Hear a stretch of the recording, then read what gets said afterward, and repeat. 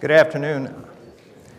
I'm Rob Marsack. I'm president of ASPPPO, and I want to welcome everyone to the 2013 annual meeting of both ASPPPO as well as CSA. Before we get started in a formal way, I'd like to express our gratitude to the Country Club for allowing us to have the meeting in their facility. It's a beautiful facility. Unfortunately, we've got the blinds closed, but it's a fantastic view, as everybody knows. And I want to thank them.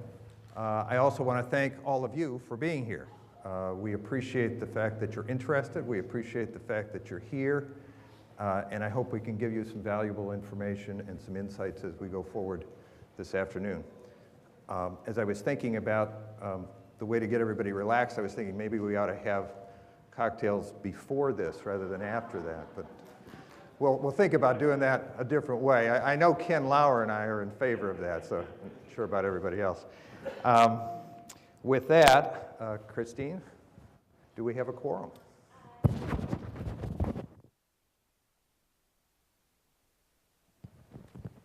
Yes, we have a quorum with the attendees and the proxies. Okay, thank you very much. I'll call to order. Okay, can everybody hear me? Very good. First item, and it's actually the only formal item we have on the agenda, and that's the approval of the May 29th, 2012 meeting minutes. Do I hear a motion? Move. Is there a second? Second. Discussion? All those in favor? Aye. Okay. Opposed? So moved. Thank you.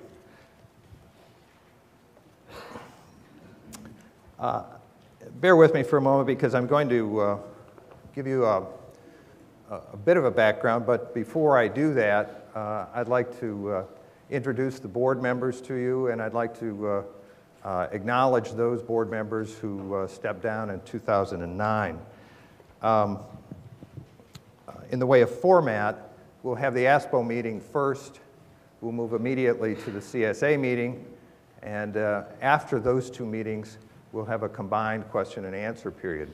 Hopefully the two meetings as well as the question and answer period won't take much more than an hour, and with that we can adjourn. With respect to the board members, I really want to express my gratitude to all of them, both those that have stepped down, but also those that have joined us and those that have been on the board with me. A lot of time goes into this, a lot of effort, a lot of thought, and it takes a good deal of discipline to do that, especially when you think you're retired. It's more than I thought I signed up for, I must tell you, and I can assure you that my wife would agree with that. Let me go through the existing board, if I may. Can we move to the next? Okay. Christine Beal is our secretary, as you just saw. Dave Borghese, a new member of the board. Mike Jordan, also a new member of the board. Dave is an accountant. He's very helpful to both boards. Mike Jordan is an attorney. He's also of great use to us, as you can imagine. Joe Kernan has an extensive business background. He's new to us, and we're delighted to have him. Ken Lauer, who's vice president, has been on the board for a couple years. Bob Mang came on the board with me. He's also president of CSA. Myself, of course, Charlie Ryan. You'll hear from him later, as you will from Ken Lauer. And Chris Widnell, who is the treasurer. In terms of outgoing board members, those that stepped aside for a variety of reasons, not the least of which was that they had fulfilled 2 complete terms. Angie Greenfield decided not to run again for some personal reasons, but while on the boards, acted as ASPPPO treasurer and also was instrumental in the nominating process. Mike Hellman, who preceded me as president, who unfortunately is not here today. Mike was president of ASPPPO and continues to serve on the beautification committee as well as the security committee.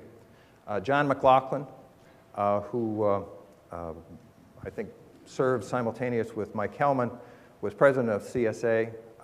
He continues to serve and continues to contribute his time on the Security Committee and the Gate Committee. And both and all of these people really have made a tremendous contribution. And to be honest, I've had my differences with all of these folks, as I do with many of the directors now. But that's the process we go through. We agree on some things, we disagree on others. But the one thing we don't lose sight of is that we have to respect one another.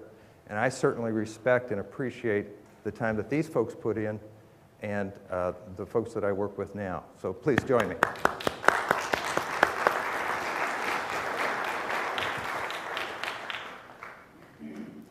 Bob will do the same thing for CSA, but we have a joint nominating committee.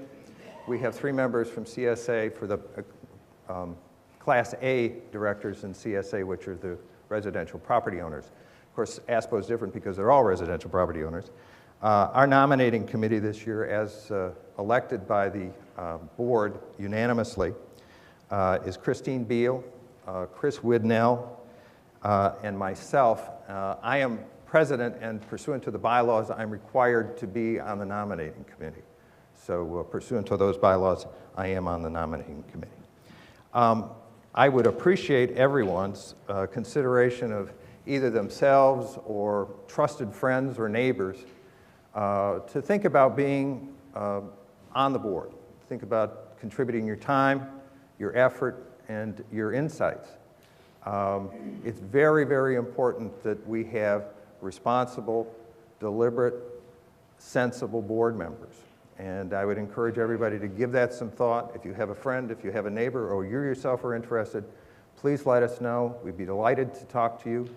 The interview process goes through late summer into the early fall. As you know, the elections are towards the end of the year. But please give it some consideration because it's very important to you, to the boards, certainly. But more importantly, it's important to you to have a responsible, sensible, practical, dedicated board. So I encourage everybody to give that some thought and give that some consideration. Can we move to the next slide? Okay. I want to give everybody a little bit of an appreciation for the scope of activity that we engage in at ASPPPO. CSA is a different animal, and Bob will go through their level of responsibility and the things they've been involved in. And obviously there's some overlap both in terms of personnel, but also a lot of the activities that we do and a lot of the decisions we make. But this is basically the structure of ASPPPO. We have an ARB liaison, which is Charlie Ryan this year, and the liaison basically attends every other meeting. And the off meetings, if you will, are attended by a CSA liaison. The liaison reports regularly to the board, advises the board of any developments, any concerns, or any problems that are foreseen. We also have a communications committee. Ken Lauer is the chairman of that committee, and it's composed of a number of people. It's become a very, very important committee in the community, and I'll give you a little bit of sense of that. And Ken's going to give you an overview of some communication issues, some issues that they've confronted and some developments they've undertaken on the community's behalf. Chris Widnell has been involved in the evaluation of density units, which is seemingly a black box in the community. Nobody really has a complete understanding of where it came from or what it really means. And we're trying to get a better understanding of that. People talk about it, but we don't feel comfortable that we have a full and complete, comprehensive understanding of its implications. So we're looking at that. Gated communities, essentially there's a group of gated communities, virtually all the gated communities on Hilton Head, and we meet 2 or 3 times a year to discuss issues, make presentations, and consider matters of common interest. To say that I'm the chairman of the committee or am the committee is a little deceptive because most directors attend those meetings or some directors attend the meetings when they occur. We also have a PAOA president's meeting These are the presidents of the various POAs, and there's a number of them throughout the plantation. We meet regularly with those presidents, and we talk about issues, we explain developments, and try to clarify issues that are swimming around in the community that have maybe been confused a bit. The most recent development, and I'll go into this in more detail in a minute, is the joint ASPPPO-CSA Beach Club Plantation Redevelopment Committee. That's a committee that is formed for the specific purpose of evaluating the beach club plans and working with the resort to be sure that the residential property owners' interests are protected. I'll explain that in a moment. That's a joint committee. I'm on the committee, Ken Lauer's on the committee, Chris Widnell, Bob Mang, Charlie Ryan, and Craig Ostergaard. Now that, as I say, is a joint committee, so it's for the purpose of taking a hard look at the beach club and some of the concerns people have. Back in 2012, we initiated an effort to develop some strategic initiatives. And we felt it very important that we take a fresh look at some issues, some fresh look at ASPPPO, what it did, how it was perceived. We wanted to have a good sense of what our responsibilities were to the residential property owners. We wanted to focus our attention on what contribution we make to the community and be sure that we were serving our constituency. We also wanted to establish some goals for ourselves that frankly were attainable, something we could do. So we opted and erred on the side of practicality. Among the things that we decided we needed to do was we needed to focus our message as an organization so that residential property owners had a better understanding of what we did, why we did it, and what our responsibilities were. We wanted to clarify our role in the community. We wanted to achieve a higher profile for ASPPPO, including the monthly coffee. We wanted to sharpen our message in the newsletter. We wanted to assure that the newsletter had community control and it was relevant to the community. We also wanted to intensify covenant enforcement.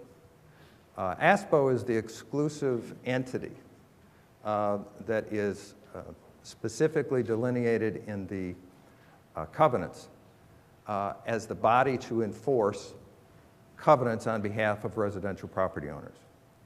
And we felt very strongly that we needed to focus our attention on that. And you'll hear a little bit about that from Charlie Ryan in terms of some of the efforts we've made to accomplish that. One of the things that we thought was important, and this was important not only from the standpoint of ASPPPO but also CSA, was to reach out to some of the interest groups within the community because we felt that we needed a dialogue with the community to fully understand their position and fully understand what their issues were. And as you'll see in a moment, there were some fruits to those discussions. We had discussions with the POA presidents, we had discussions with the country club, and we had discussions with the resort. Very importantly, we thought it very important to take a good, hard, and fresh look at the website because there had been complaints about the website and there was some sense that the website needed to be more user-friendly, needed to be more accessible, and more responsive to changing needs and technology. So we took a hard look at that, and you'll hear about that in a moment.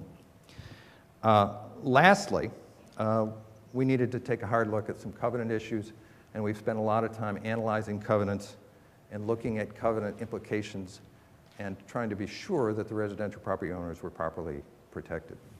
Let's move to the next slide. As I mentioned, we had an early meeting with the country club, and Bob Mang and I had an early meeting with them shortly after being elected president of the respective organizations, and they expressed some concern about declining in membership, whether there's some ways that we could help them and the ways that we could work with them to try to improve the situation with respect to the club. I think as everybody's aware, there were a variety of solutions kicked around, but essentially three options emerged from our discussions.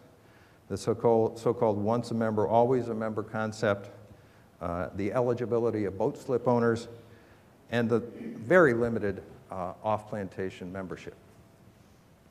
We agreed to work with them to see whether we could come up with a plan that would work for them and for us and protect the community, but at the same time give them some options in terms of increasing their membership.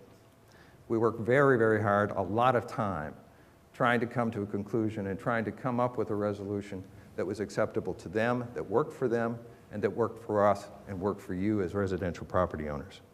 We had a number of discussions. At our request, we did a survey, and I think as everybody's aware, the survey, well, maybe you aren't aware, but the survey return was very strongly supportive of the initiatives that were proposed. At the end of the day, we worked extraordinarily hard to formulate the referendum and to be sure that the revision to the covenants was complete, was accurate, and protected everybody's interests. At the end of the day, I think we were all a little surprised and I think pleased because, number one, we got a very strong return. Almost 50% of the property owners voted, which frankly was a very good return of ballots. We had 2,900 returns, 2,900. We only have about 6,000 voters, if that. So we were very pleased with the return of 50% response, and we had 92% approval, which is even higher than our survey. One thing it did demonstrate to us was that it's very clear that given the fact that the club only has 1,100 members, there's some sense in this community that the club does play a role, and it validates the fact that the club does play a role in the community at large, whether you're a member or not. And what that tells me is that most folks are eager to have the entities within this community succeed and not fail, that it's in everybody's best interest for everyone to succeed. It was a lot of work, and I think it was worth the effort. It certainly was worth the effort from the country club standpoint, and I think it was satisfactory to us from the standpoint of doing something that was obviously acceptable to the residential property owners. I'd like to take a moment to thank a couple of people. Carl Becker, who worked very hard in developing the referendum and making sure that the covenant revision was completely precise.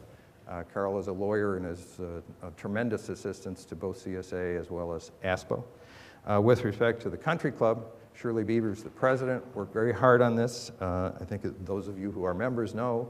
Tom Lennox was also involved, John Matthews, Kathy Wilcox, and of course the general manager, Greg Clark. So I want to thank them for their assistance. Next date. Everybody's aware that the resort has announced plans to redevelop the beach club. I won't go into the details of it, but I just wanted to give you some perspective on what we're doing apropos of my discussion about the Joint Committee on the redevelopment. Every indication we have is that there's strong support for the redevelopment and refurbishment of that facility. It's dated, it's old, it doesn't have the kind of amenities that I think people expect. There's some problems, and we were aware of those problems as soon as we had our first discussion with the resort. There's some concerns about access, the covenants that control that facility. I'll be honest with you, I think they're very weird.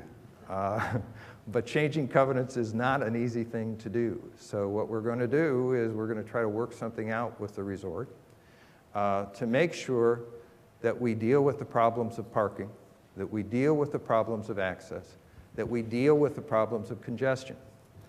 The committee has been engaged in active discussions with the resort.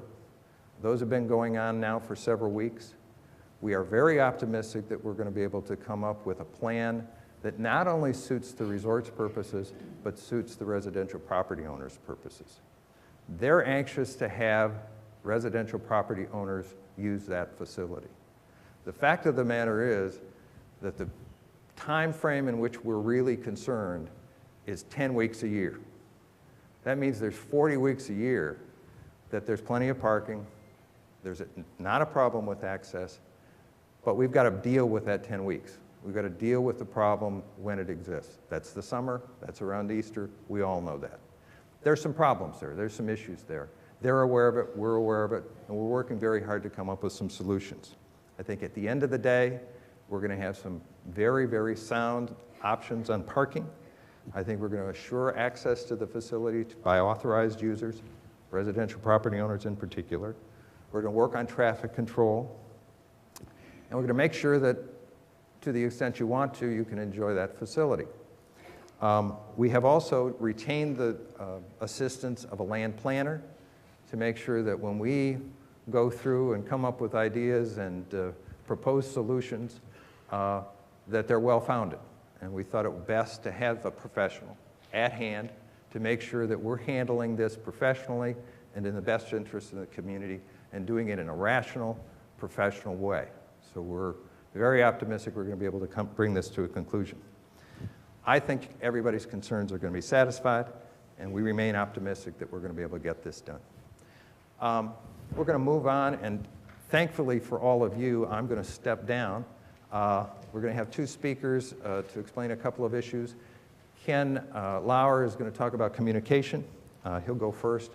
And then Charlie Ryan is going to talk about the land use monitor, which is part and parcel of covenant protection and covenant integrity. So Ken, you want to go first? Thanks, Rob. There are so many things. I didn't want to bore you with tons of slides, so I put up a couple, but I'm going to address a number of issues. Obviously, when I took this position a year and a half ago, one of the biggest issues that I was told by many of constituents was we have to do a better job of communicating what's going on to the property owners of Sea Pines. So that's been one of the key goals that I've set out to try to do. When I came on board, the website was already in its development stage. Perhaps all I brought to it was some outside viewpoint on making sure that the website was easy to navigate, things could be found, and that graphically it looked much more appealing than what we had. Perhaps one of the more visible things is the newsletter, which these are the 3 new editions, hopefully, that you've been getting. It took us a while to kind of come to grips with this, but the key element that I wanted to have was that we put good, solid information in it, that we made it graphically appealing, and for most of us who are having issues with vision, I wanted to make sure you could read the type. And I think we've accomplished all of that. But besides that, there's so many other things that we earmarked. We began to open the meetings for CSA and ASPPPO board meetings so that property owners could actually sit down, listen to what's going on, and have a better understanding of some of the issues that we're dealing with and how we go about doing that. The community coffee. We wanted to make this a much more all-inclusive meeting generator, but we also wanted to make sure that we focused on key issues and that we addressed key issues for people who wanted to attend and make sure that we address those. And then obviously the website has become the conduit for all of the communication vehicles because everything that we're doing now is being posted. One of the areas, and this is an area that we instituted a while back, which are the email blasts. And you have to be very careful in communicating to an audience. You don't want to give them a blast every hour because after a while you get tired of email blasts and you just basically move on. So what we try to do is make sure that when news is relevant or it's important or it's breaking, that we get the news out to you as fast as we can. We also take our meeting notes, whether it be a CSA, ASPPPO, or community coffee, and we post those as well and send those out. The beach club information that Rob addressed, we set up a separate mechanism for residents to communicate their questions or concerns about the beach club renovation. And just as an aside, I got 2 of them this morning, which was interesting because we got a flood of them when we announced the renovation, and then everything kind of tapered off. But we have responded to 131 inquiries from property owners. Some of them have been very, very easy because they just wanted to know, is there going to be a pool? How is there going to be access? and so on. Some have asked some very, very detailed questions, which we've answered. But out of those 131 inquiries, there were really less than 10 that I would consider being negative. The majority of them just wanted more information. As we develop our long-range strategic plan in the future, which Bob will address, we want to make sure, too, that any major steps that we take in that are going to be communicated as well, and this will be the vehicle in which we do that. And it will be the vehicle for ongoing communications. And then we're even getting into the social media end. If many of you have already seen that we are on Facebook, and it's another great mechanism for us to get your input or to get more information out to you. So with that being said, in the communications area, if you look at what's happened and transpired in the last year and a half, I think you'll see very clearly that we listened to you, we understood your concerns, and we're doing our best to try to make sure that we address those. That doesn't mean that we're always going to be that it's always going to be the way you'd like it. And frankly, if you have any ideas or any criticisms or anything that you need to levy, you just send them on to me, and I'll do the best I can to make sure that that's addressed. Okay? So I think Charlie next. Charlie next. Thank you. Well, I'm very impressed with everything that Ken is doing in the communications arena. I'm sure that he'll have all of us tweeting very soon. I'd like to talk a little bit about the land use monitor activities. I think a lot of you know that the position was initiated after numerous property owner complaints last year, quite a few of them. Following several months of planning, we hired a land use monitor. His name is David Risk. He began working late last year in the fall. His duties were to cover 3 areas: inspect ARB-approved property renovation, address property owner complaints, and proactively observe and report on and attempt to resolve property appearances that did not meet Sea Pines Plantation standards. He immediately began to inspect renovations approved by ARB and complaints that had been previously handled by David Henderson.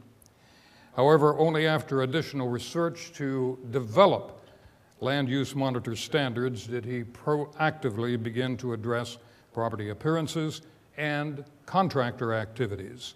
This he began doing only several months ago. The land use monitor standards on the screen were developed from existing 1970 covenants regarding property appearances and contractor activities. They were 1970 covenants, and we saw no reason to start with a fresh slate. We wanted to use that as a baseline. There are 15 property owner standards and 6 standards governing commercial contractors. So the 2 silos on the screen are representative of the areas covered by the 21 standards. The entire list of 21 is to be found on the CSA website. To address these 21 standards, the land use monitor works 3 days a week, staying well within the hours covered by the $30,000 budgeted for the position. Again, his duties are to inspect ARP-approved renovations, address ASPPPO property complaints, and proactively tour the plantation to observe property owner adherence to develop standards. David reports directly to Carrie Kelly on an ongoing basis. He also meets the first Monday of each month, with Mike Hellman and me, the 2 ASPPPO board members who review his activity. So what has the land use monitor found? Well, there are a lot of things. First, contractor complaints. There are a lot of ongoing issues in regard to contractor complaints. Where are they parking their vehicles? What kind of noise is there? How long are they on the site? I wanted to mention that there's an ongoing issue at Surf Scooter with construction that has been going on for 4 years without stop. We have visited the site several times. We've talked with the contractors and the project manager, but the issue has not been resolved as far as neighbors are concerned. We believe, and I personally believe, that it is a problem because the street is, well, the street is not blocked on a consistent basis, and that's pretty well handled, I believe, and the land use monitor believes. And the work is under permit, but it's an issue that there's a lot of noise, it's pretty consistent, and the neighbors are frankly very tired of the situation. I've talked with the ARB, and they say permits are issued that are either in succession or overlap at those properties, and the property owners are within their rights. There's nothing they can do as far as the covenants are concerned to prevent ongoing permitted construction. But as was mentioned, I am the ASPPPO representative to the ARB, and the ARB just had a meeting at 1 o'clock where this was discussed at some length. And there was a suggestion that perhaps they need to look at whether the rules can be changed. They're not sure that they can be, but they did seem to agree that this just isn't right. The situation isn't correct. You got 4 years of ongoing construction.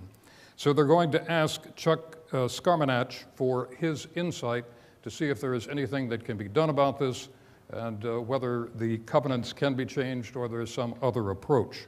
So I think it's a very positive thing that the ARB is looking at it and realizes that there is a great deal of concern. Beyond that, we, that is ASPPPO, plan to seek a meeting with the property owners that have this ongoing construction. Rob Marsack, Mike Hellman, and I, and possibly others, will see if we can work this out through diplomacy. We sympathize and also empathize with the folks on Surf Scooter that good neighbor policy should extend to reasonable lengths of construction time, and we'll continue to do our best to work this out. ARB also advises me that the manager at one of the properties has told them that the project currently underway is to end no later than July, and as far as that project manager knows, no other projects are scheduled. Other ASPPPO activities, these are things that the land use monitor looks at on a regular basis. Dead trees, tree debris, lot cleanups, barking dogs, cleanup between Tennis Court and Plantation Drive, an old car in the driveway, a truck in the driveway that obviously has not been moved for some time, an old car and trailer in the rear of that house, windows and doors leading up against that house. A neighbor running pool backwash from his pool into his neighbor's yard. Trash cans in areas that can be observed, fencing, neighbor removing vegetation from his neighbor's property, dumping yard waste in Newhall Preserve, unsightly plant pedestals in the front yard. A pool is green and needs to be tested. Lights are on all night. Playset on CSA space, unsightly mailboxes. With the ARB, most inspections show compliance, but it is agreed that due diligence is needed at all times. Footers dug for a garage expansion, no permit. Pouring concrete, no permit. Replacing the front deck, no permit. Site on cedar waxwing is described as a mess. Enforcement. ASPPPO complaints, generally they send emails to David Risk or letters to him. He responds and sends emails or letters to owners, and I can tell you that looking at the reviews, the owners generally express surprise, but they express willingness to respond quickly.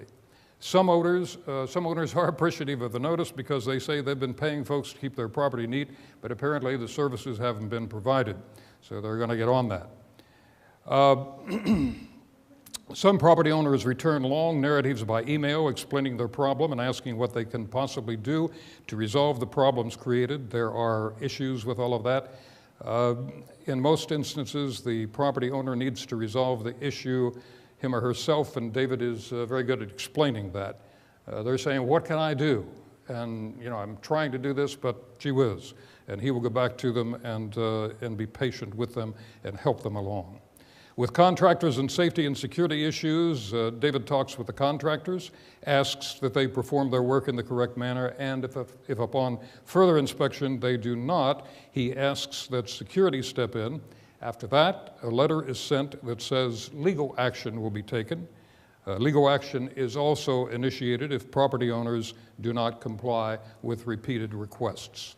So in winding up the assessment of the land use monitor and his success, I think there is critical mass. Property appearance has moved from the complaint level to the proactive level. Properties long neglected are being addressed. A schematic diagram of problem areas and resolutions is being developed from this process. Contractors are a major issue in that they, one, are being asked to step up compliance, two, they need to be regularly monitored, and three, their reading of compliance often differs from that of the property owner. Property appearance throughout the plantation is improving, I think, because of this process. The ASPPPO work dominates the land use monitor time. His hours last month, he spent 7 hours on the ASPPPO work and on the ARB work, and 18 and a half hours on the ASPPPO items. So additional hours may be needed to resolve this. The good thing is the hours being worked currently are well under the allotted budgeted hours. The conclusion that I would give you is there has been excellent response from contacted property owners. Contractor issues continue and will require ongoing monitoring and additional attempts to negotiate areas of confrontation. It's a work in progress, but progress is being made.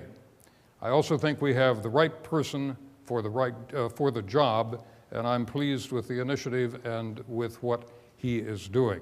And I hope the people in this room are also pleased with it. Thank you. Okay, with that, I'm going to turn the podium over to Bob. Rob will turn to Bob, and he will finish up. I wanted to conclude by saying two things. Number one, I wanted to thank the staff, some of whom are here today, on behalf of ASPPPO for their efforts over the course of the year. And secondly, I want to thank all of you for taking the time to be here. I appreciate your support. I appreciate your interest. And if you have any questions, please let us know. Thank you. Move to adjourn, at least the ASPPPO meeting. So, thank you.